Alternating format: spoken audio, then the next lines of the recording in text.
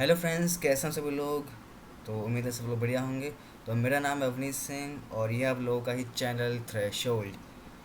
तो आज हम लोग बात करने जा रहे हैं क्लास 10 सीबीएसई मैथ्स का चैप्टर नंबर 7 कोऑर्डिनेट ज्योमेट्री का एक और पीवाईक्यू, जो कि है पीवाईक्यू नंबर 4। और ये पीवाईक्यू सीबीएसई ने 2015 में पूछा था। तो बहुत ही आसान सा पीवाईक्यू है, ज़रा सॉल्व करते हैं।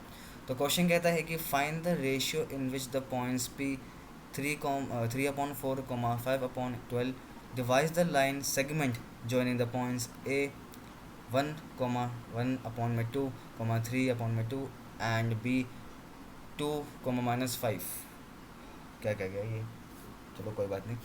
तो कह रहा है कि हमें पता लगाना है कि ये जो पॉइंट P है वो ए बी को किस रेशियो में डिवाइड कर रहा है। ठीक है, तो सबसे पहले मैं डायग्राम बना लेता हूँ, क्योंकि पता है डायग्राम से क्वेश्चन अच्छा समझ में आता है। ठीक है, तो आज हम बनाने जा रहे हैं इस क्वेश्चन का डायग्राम। तो इस क्वेश्चन का डायग्राम देखते हैं। तो इस क्वेश्चन का डायग्राम कहता है कि एक है पॉइंट पी, है ना, और इस पॉइंट पी के जो कोऑर्डिनेट्स हैं वह हमारे 3/4, 5/12। और पता है ये पॉइंट जो है ना, ये एक लाइन को काट रहा है, पता है।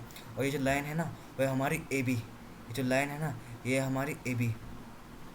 तो हम लोगों ने ए बी लाइन जो है वो ड्रॉ कर दी है, बना दी है। जैसे लाइन तो नहीं लग रही है, लेकिन फिर मान लो कि लाइन है। तो ये पॉइंट है ए और ये है पॉइंट है बी।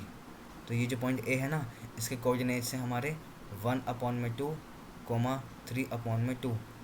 और जो पॉइंट बी है ना, पता है इसके कोऑर्डिनेट्स हैं 2, -5। तो अब हमें बताना है कि जो पॉइंट पी है वो ए बी को किस रेशियो में काट रहा है, पता है।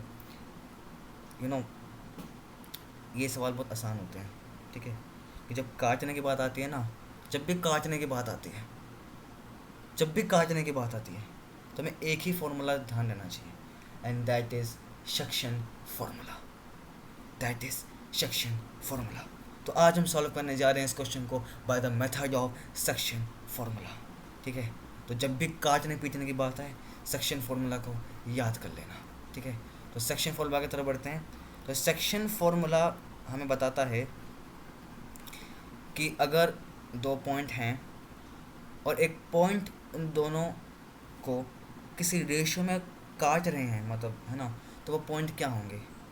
तो यहाँ पे हमें उल्टा ही पूछा गया है, यहाँ हमें पॉइंट दिए हुए हैं, हमें रेशियो कि किस रेशियो में आपस में काट रहे हैं वो निकालना है, तो आसानी से निकल जाएगा। ठीक है, तो सेक्शन फॉर्मूला क्या कहता है कि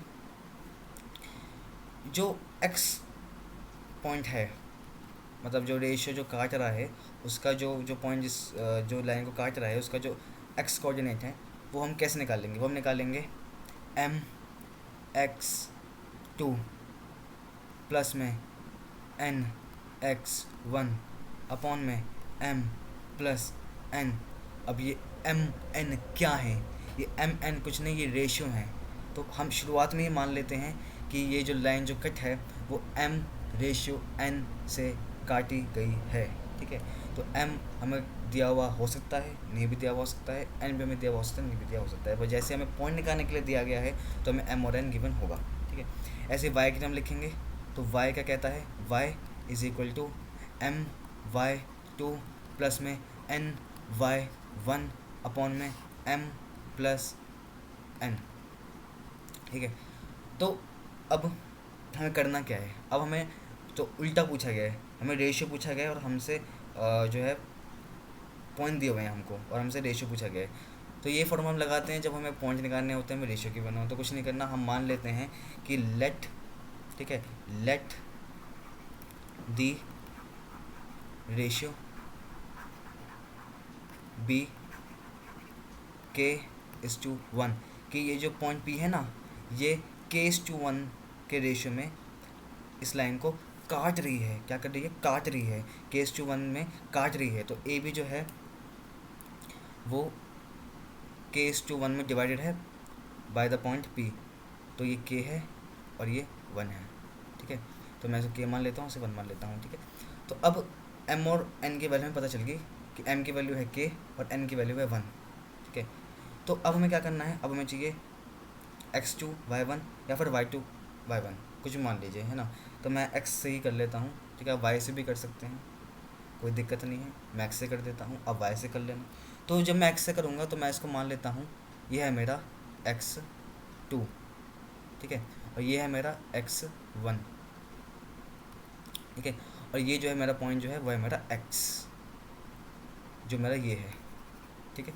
तो अब मैं इसको इसी फॉर्मूले में पुट करूँगा, डालूँगा, घुसेड़ूँगा ज़बरदस्ती, तो इससे मेरा आंसर आ जाएगा। तो x जो है वो हो गया मेरा 3/4, ठीक है, जो फाइनल आंसर 3/4 हो गया, ठीक है। तो 3/4 इक्वल टू में अब मुझे m की वैल्यू चाहिए। m मेरा क्या है, m मेरा k है, ठीक है, मैंने इसे k मान लिया है, ठीक है। अब मुझे ये x2 मेरा क्या है 2, ठीक है, कुछ नहीं करना, बस वैल्यू पुट करनी है, फॉर्मूला हमारे सामने लिखा हुआ है, हमें बस वैल्यू पुट करनी है सामने से देख के बस। तो प्लस में n क्या है मेरा 1 है ना, ये n है, और x1 मेरा क्या है 1/2, तो 1/2 आ गया, ठीक है।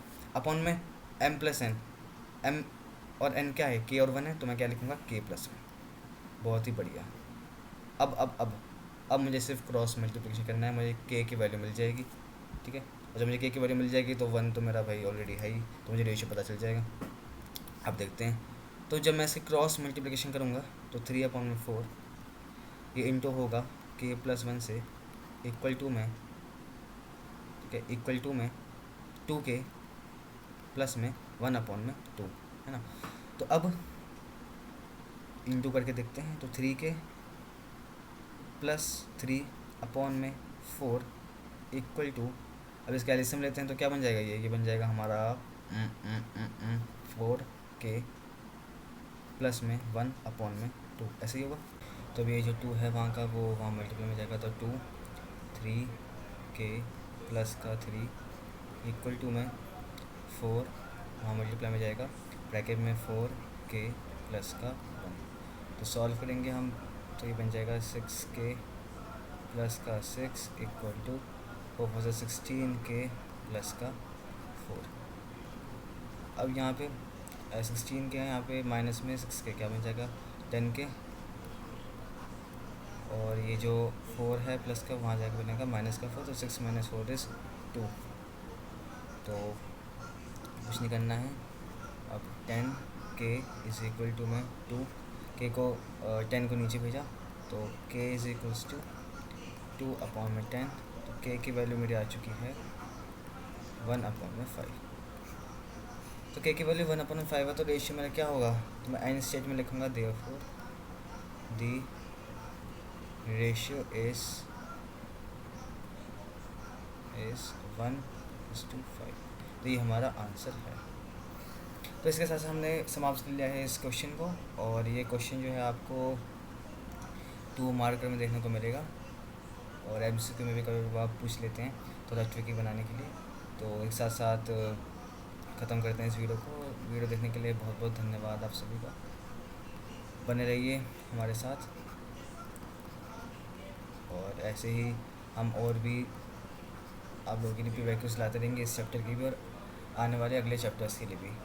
तो जब तक के लिए take care, bye bye and good night, मिलते हैं अगली वीडियो में।